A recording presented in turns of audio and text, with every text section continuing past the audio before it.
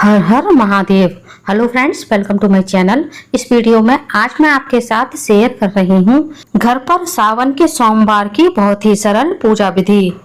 जैसा कि हम सभी जानते हैं 11 जुलाई से सावन का पावन महीना शुरू हो जाएगा और इस महीने में भगवान भोलेनाथ की विशेष पूजा की जाती है। जिस जगह हम पूजा करेंगे उस जगह को साफ करके वहां एक लकड़ी की चौकी या पाटा बिछा लेंगे। पाटे पर आप पीला या फिर सफेद वस्त्र बिछा लें। आप चाहें तो ये पूजा अपने घर के मंदिर में भी कर सकते हैं। अब हम जिस पात्र में भगवान भोलेनाथ का अभिषेक करेंगे उस पात्र में एक चंदन से स्वास्तिक का चिन्ह बना लेंगे और अब हम एक बेलपत्र लेंगे जिस पर हम भगवान भोलेनाथ को विराजित करेंगे।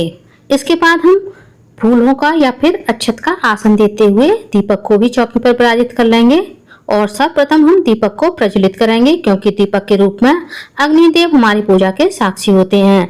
सर्वप्रथम हम शिव जी का गंगा जल से या फिर शुद्ध जल से अभिषेक करेंगे। उसके बाद हमने जो पंचामृत बनाया है उससे हम भगवान भोलेनाथ का अभिषेक करेंगे। अभिषेक करते हुए आपको भगवान भोलेनाथ का मन में ध्यान करना है।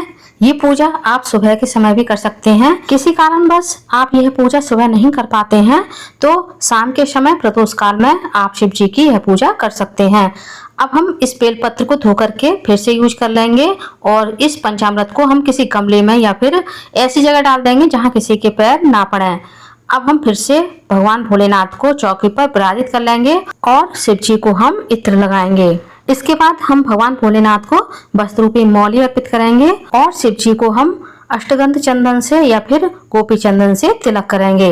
यदि आपके पास इस तरह का पत्थर का शिवलिंग ना हो तो आप आटे से या फिर मिट्टी से पार्थिव शिवलिंग बनाकर भी यह पूजा कर सकते हैं। अब हम भगवान को जनेऊ, अक्षत और काले तिल अर्पित करेंगे और भगवान भोलेनाथ की प्रिय भांग भी अर्पित कर देंगे। यह सूखी भांग है, आप हरी भांग भी अर्पित कर सकते हैं।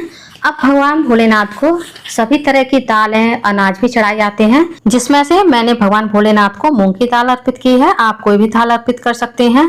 साथ ही 2 लौंग, 1 इलायची और दक्षिणा स्वरूप कुछ पैसे भी अर्पित करेंगे। ये दक्षिणा आप अपनी श्रद्धा के अनुसार कम या ज्यादा ले सकते हैं। साथ ही हम भगवान गणेश को दूर्वा अर्पित करेंगे। शिवलिंग में शिव जी का पूरा परिवार विराजित होता है तो आप शिव जी के पूरे परिवार की पूजा शिवलिंग में ही कर सकते हैं। अब हम एक बेलपत्र भगवान भोलेनाथ को चंदन लगा करके अर्पित कर देंगे। आप शिव जी को 5, 7, 11, 21, 51 जितनी भी बेलपत्र मिल जाए आप उतनी अर्पित कर सकते हैं।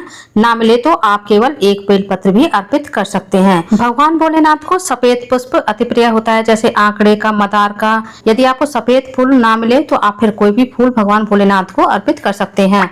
फलों में आपके पास कोई भी मौसमी फल हो आप वो चढ़ा सकते हैं। भोग के लिए आप कोई भी मावा की मिठाई ले सकते हैं। मैंने इलायची के दाने लिए हैं। यदि आपके पास मावा की मिठाई ना हो तो आप इलायची के दाने, बतासे, मिश्री या फिर गुड़ का भी भोग लगा सकते हैं। शिव जी की जो प्रिय वस्तुएं हैं जैसे आंकड़े के पत्ते, मदार के पत्ते, समी पत्र, धतूरा, यदि आपको ये सभी चीजें आसानी से मिल जाती हैं तो आप अवश्य चढ़ाएं।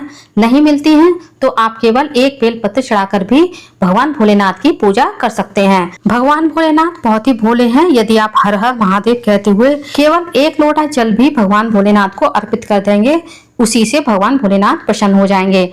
मैंने भगवान भोलेनाथ को अलग से मिठाई का और मेवे का भी भोग लगाया है।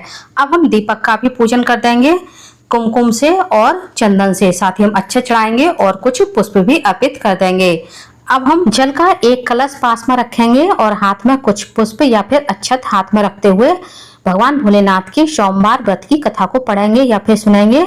जब हमारी कथा पूर्ण हो जाएगी तो पुष्प को हम शिव जी पर ही चढ़ा देंगे। अब हम भोलेनाथ की कपूर से आरती करेंगे। आप चाहें तो जो दीपक आपने जला कर रखा है उससे भी आप आरती कर सकते हैं।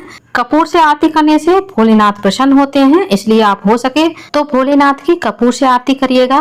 पहले हम गणेश जी की आरती करेंगे, उसके बाद भोलेनाथ और माता पार्वती की आरती करेंगे और कार्तिकेय जी और नंदी जी का भी ध्यान करते हुए उनकी भी आरती करेंगे। पहले हम भोलेनाथ को आरती देंगे, उसके बाद हम स्वयं भी आरती ले लेंगे और जल से आचमनी करते हुए हम आरती की अग्नि को शांत करेंगे। अब हम भोलेनाथ के चरण स्पर्श करते हुए उनसे आशीर्वाद लेंगे और पूजा में हुई भूल चूक के लिए क्षमा मांगेंगे। तो इस तरह से आप सावन के सोमवार की घर पर बहुत ही आसान सरल विधि से पूजा कर सकते हैं। आप चाहें तो पूरे सावन के महीने में आप इस तरह से पूजा कर सकते हैं। उम्मीद करती हूँ फ्रेंड्स आपको मेरी ये छोटी सी सरल सी पूजा विधि पसंद आई होगी। पूजा कैसी लगी, वीडियो कैसा लगा, कमेंट्स करके जरूर बताइएगा। यदि आप मेरे चैनल पूनम की आस्था पर पहली बार आए हैं तो प्लीज चैनल को सब्सक्राइब कर लीजिए। वीडियो को ज्यादा से ज्यादा लाइक कीजिए, शेयर कीजिए, साथ ही बेल आइकन को प्रेस कर दीजिए ताकि हमारे आने वाली सारी लेटेस्ट वीडियो की नोटिफिकेशन आप लोगों को टाइम से मिल सके। कॉमेंट्स में हर हर महादेव अवश्य लिखिएगा। धन्यवाद फ्रेंड्स। हर हर महादेव। भगवान भोलेनाथ की जय।